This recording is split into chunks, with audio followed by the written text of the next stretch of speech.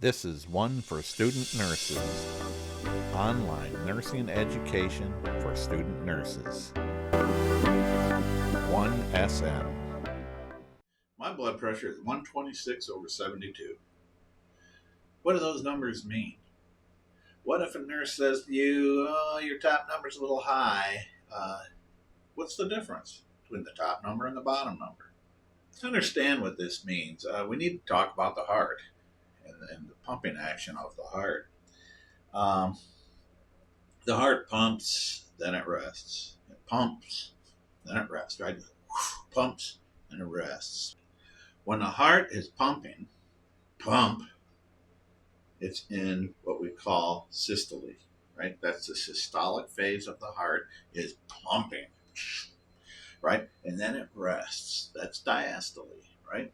Pump, systole, rests, diastole. When it rests, it fills back up. So it pumps the blood out, rests. Systolic phase, diastolic phase. So that should ring a bell. Like I said before, the top number is the systolic number. The bottom number is the diastolic number. The systolic number is the pressure during systole when the heart is pumping. Let me grab this red. Let's see. Got a heart here, right? And it pumps blood out. Here's the aorta. That's the first big artery coming out of the body, right? So the heart whoosh, pushes that blood out, and as it pushes it out, it bulges this out, right? Well, let's go.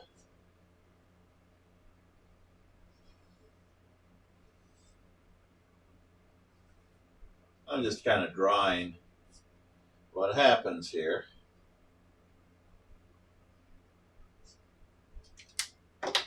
So the heart, systole, pushes that blood out, bulges out the artery, then it rests out, and then it another bulge, and then another bulge, and it sends these bulges in the arterial system, sends them out through the body, and it ripples through the body, and that's what you're feeling when you feel for pulse. You're feeling those little bulges going by. In the bulge, when that blood gets pushed in there, the pressure in here is higher than it is in here, right? That's why it's bulged. So if you got a blood pressure of 120 over, let's say, 76, right?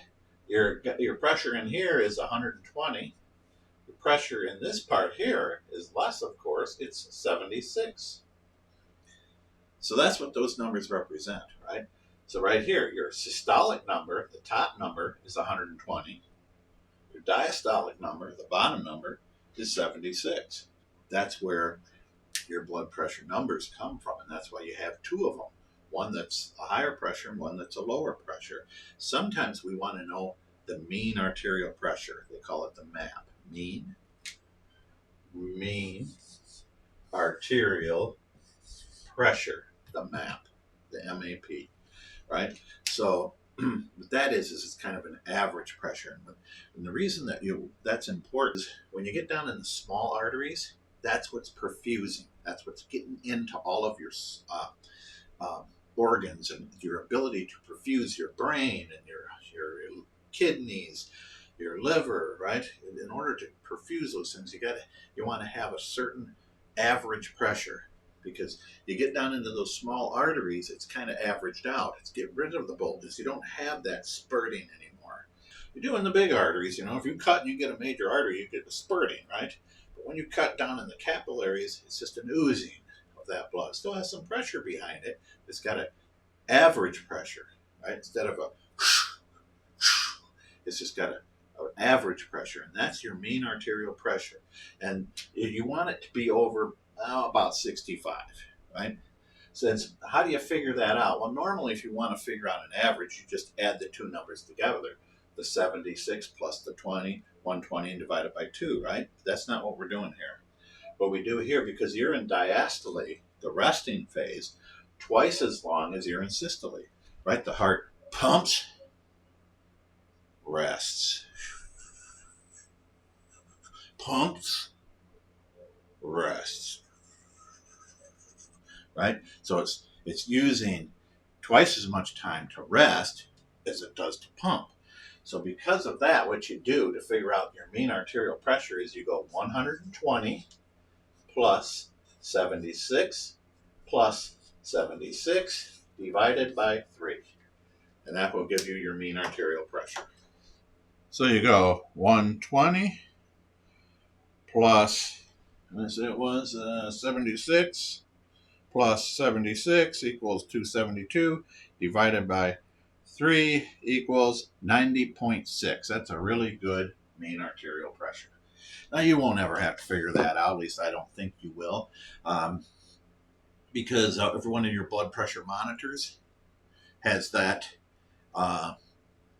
down in the corner, right? You got your blood pressure monitor, shows your blood pressure. It'll usually show your pulse pressure and your mean arterial pressure down in the bottom. Speaking of that, what is your pulse pressure? Your pulse pressure is the difference between these two. So you just say 120 minus 76. I have an old brain, so I can't do that stuff in my head anymore. Clear. 120 minus 76 equals 44. You got a good pulse pressure of 44. They usually say your pulse pressure should be about 45, give or take 10, something like that. So as long as you're in that range, you're pretty good. You're on pulse pressure. So anyway, that's what your blood pressure is all about. Thanks for watching 1SN.